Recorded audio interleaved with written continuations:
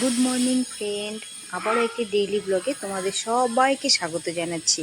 তো চলো আজকে সারাদিন কী কী থাকি সেটাই আমি এই ভিডিওর মাধ্যমে তোমাদের সঙ্গে শেয়ার করব।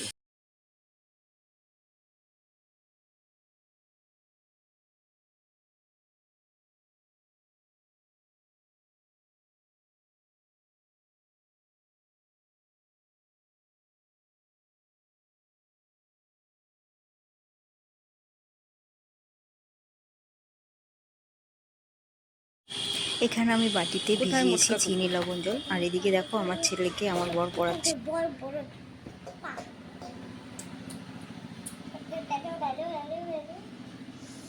দেখো, female dog carry their puppies for 60 days before they are born. মায়ের পেটে এরা 60 দিন ধরে থাকে। আমি এখানে নিয়ে নিয়েছি একটু ময়দাটাকে একটু ময়ম দেব।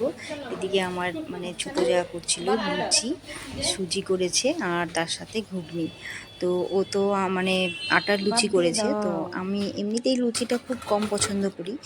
তো দেখো আমার ময়দাটা মাখানো হয়ে গেছে। আমি আটার লুচি খুব একটা পছন্দ করি না বলে আমি অল্প একটু ময়ম দিয়ে নিলাম। আর এখানে আমার ছেলেকে এখন খাওয়াবো এই যে খিচুড়িটা। তো ছেলের খাওয়ানো হয়ে গেছে, তারপরে চলে আসলাম আমি একটু লুচি করতে, কেননা বাবুকে স্কুলে আমি টিফিনে দিব লুচি, আর তার সঙ্গে আমার বর অফিস চলে যাবে, তো ওকেও আমি কিছুটা দিব, সেই জন্য চলে আসলাম। তো সকালের কাজ কিন্তু আমার আজকে এখনও হয়নি, কেননা আজকে ঘুম থেকে উঠতে লেট হয়ে গেছে। আজকে না, আমার এখন কয়েকদিন থেকেই লেট হচ্ছে, কেন জানি না রুটিনটাতে ফিরে আসতে পারছি না। এই যা এটা পড়ে গেল। তো ওইটা দিয়ে না আমার ঠিকঠাক হচ্ছে না, আমার ওই খুন্তিটা দিয়ে তুলতেই বেশি সুবিধা লাগে। আর এদিকে দেখো মাছ নিয়ে চলে এসছে, মাছি মাছগুলো ঢাললো, তো মাছগুলোকেও মাছি ধুয়ে নেবে। আর বাবুকে টিফিনে দিলাম একটু ঘুগনি, একটুই দিয়েছি, কেননা ও খাবে কিনা আমি জানি না, কেননা ও শুধু লুচিটা খেতেই পছন্দ করে, তার সঙ্গে মিষ্টি জাতীয় কিছু তো খাই না। তো এটা একটু খেতেও পারে, সেই জন্য দিয়েছি।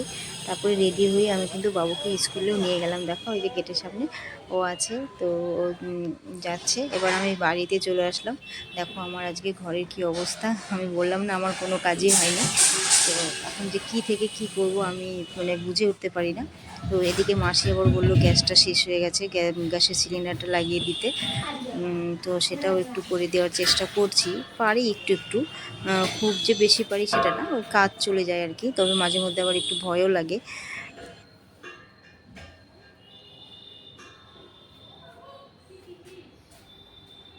এটা জ্বালানো আছে তো।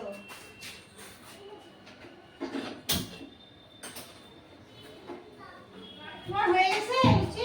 এই দেই কটা হবে, কটা করলে না লুচি।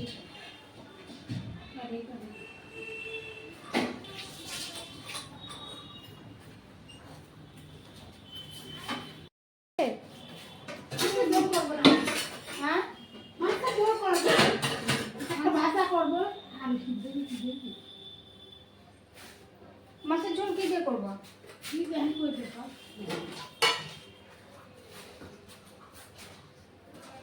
আলু তো কমই আছে, আবার সিদ্ধ দিলে তরকারি কি আলু কম আছে।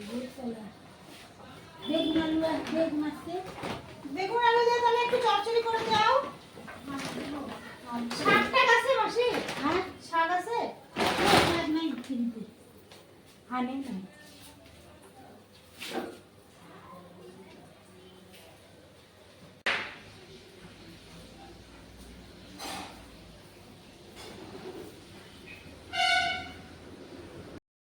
সিঁড়িগুলো ঝাঁট দেওয়ার সময় আমি নিচ থেকে এইভাবেই ঝাঁট দিই, কেননা এইভাবে ঝাঁট দিলে সুবিধা হয়, বেশ দাঁড়িয়ে দাঁড়িয়ে বা সুন্দর করে ঝাঁট দেওয়া যায়।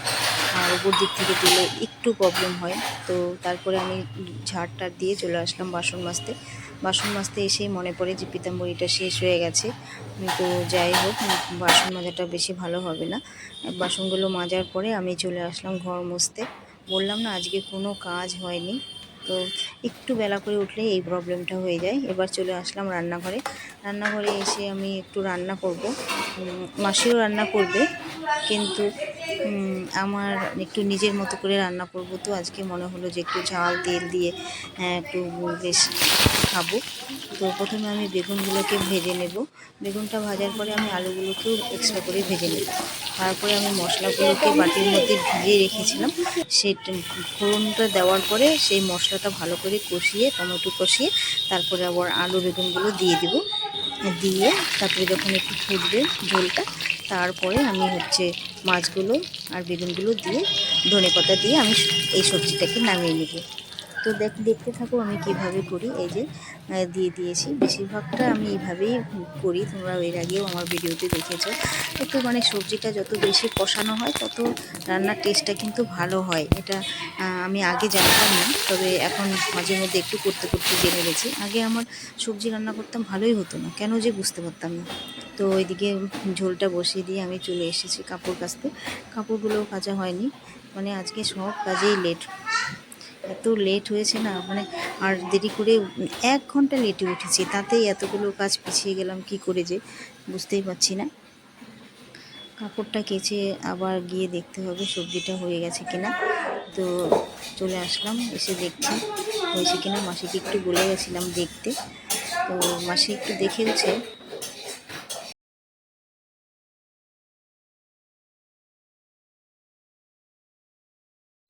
গলাটা না প্রচণ্ড শুকিয়ে গেছে, তাই ভাবলাম একটু গ্লুকন-ডি খাই।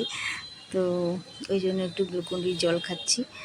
মানে এই দেখো, এদিকে আবার আমার ঝোলটাও হয়ে গেছে। আমি ধনেপাতা দিয়ে দিয়েছি মাছের ঝোলটার মধ্যে। মনে হচ্ছে বেশি ভালো হবে না, বেগুনের পরিমাণটা বেশি হয়ে গেছে তো।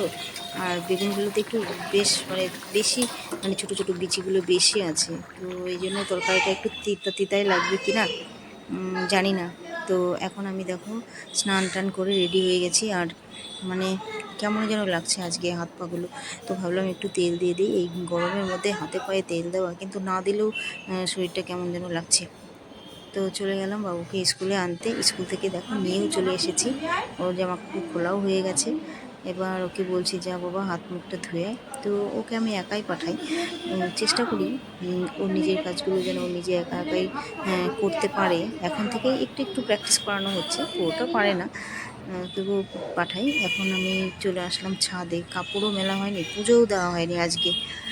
কি বলবো আর, কাপড়টা মেলে যাব, পুজো দিব, তারপরে আমি খাবো, বাবু খাবে, তারপরে যাব আবার আমার বরের অফিসে, কারণ আজকে সকালবেলা যাইনি। তো একদিন যদি এইভাবে একটু দেরি করে উঠি, তো সব একদম নিয়ম রুটিনটাই একদম চেঞ্জ হয়ে যায়, তখন খুব অসুবিধা হয়। তো যাই হোক, কাপড়গুলো মেলে দিব ভালো করে। আর কাপড় মেলতে এসেও আমার মাসিকে বললে মাসি হয়তো মেলে দিত, কিন্তু আমার একটু একটা বাতিক আর কি, যেটাকে বলে বাংলা ভাষায়, যে নিজের কাজ নিজে করব, নিজে মেলবো, একটু টান টান করে মেলবো, কোথাও আবার ঘুচিয়ে থাকবে, কেমন করে মেলবে না মেলবে, এই রূপগুলো আছে, সেই জন্য একটু প্রবলেম। তো কাপড়গুলো মেলা হয়ে গেছে, এবার আমি ক্লিপগুলোও লাগিয়ে দিচ্ছি যাতে হাতে না পড়ে যায়, কেননা এগুলো তো আর আজকে তো শুকাবেই না, কালকে কখন শুকোবে তার ঠিক নেই। ওয়েদারটাও একটু ড্যাম আছে।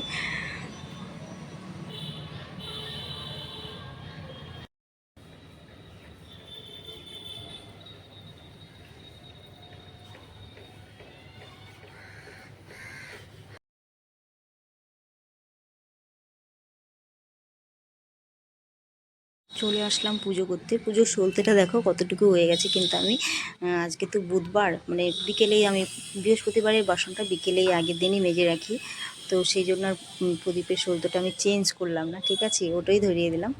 তো দেখো পুজো করাও কমপ্লিট। আমি আজকে কীভাবে যে পুজো করলাম নিজেও জানি না, যা শঙ্কুদানা দিয়ে পুজো করে রেখে দিলাম। এবার মা আর ছেলে মিলে বসে গিয়েছি খেতে। তো সেদিন খেয়েছিল না, কি সুন্দর হয়েছিল। এটাও ভালো।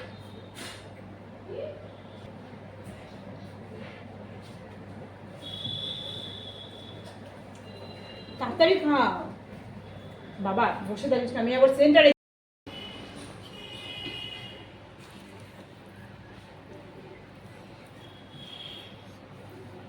তাড়াতাড়ি খাও, এটা কোন তাড়াতাড়ি খাও। তো চাটনিটা দিয়ে খাও, না হলে আর মামটা দিয়ে খাও। মামটা তুমি একা একা খেতে পারো তো, কেন? মাম পাপা তাড়াতাড়ি আয়, দেরি হয়ে যাচ্ছে তো। কি হলো রে? তুই যাবি না আমি একা চলে যাব? আমি যাবো। তাহলে তাড়াতাড়ি চল, নাম নাম, চল জুতা পর। চো না, তাহলে তুই থাক, আমি যাচ্ছি। তো থাকবি? চ।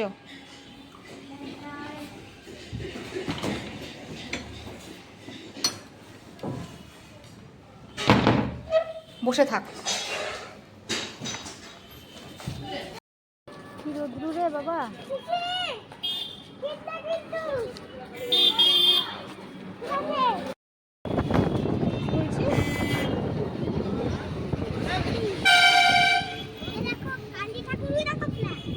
কোথায় ফ্ল্যাগ? দেখতে পাচ্ছি না, দেখতে পাবে না। দাঁড়া দাঁড়া দাঁড়া, আমি দেখাচ্ছি। ওই যে ফ্ল্যাগ, তাই তো? এটা flag। হ্যাঁ, এটা বড় flag। মা আর ছেলে মিলে চলে আসলাম বরের অফিসে। তো এখন ক্লাস হচ্ছে না, আগে যেরকম যখন মেয়েরা হোস্টেলে ছিল তখন সব মানে সবসময় বেশিরভাগই ক্লাস হতো। তো ব্যাচ তো কমপ্লিট হয়ে গেছে, ওরা চলে গেছে। তো আবার নতুন করে ভর্তি শুরু হয়েছে। তো তবে এখনও পর্যন্ত হোস্টেলে কোনো মেয়ে নেই। কিছু মেয়ে আছে, ওরা বাড়ি থেকেই এসে ক্লাস করে চলে যায়। তো এখন কেউ নেই, ওখানে আমার হাজব্যান্ড বসে কাজ করছে। আর এদিকে দেখো ছেলে মোবাইল দেখছে। আমি তোমাদেরকে একটু এখানকার বাইরের জায়গাটা একটু দেখিয়ে দিই। দেখো এই তো মানে সামনেই রাস্তাটা আছে, বেশ ভালো জায়গাটা, খারাপ না। এটা বাস স্ট্যান্ডের কাছেই। আগে যেখানে আমাদের সেন্টারটা ছিল সেটা একটু ওই স্টেশনের ওইদিকে ছিল।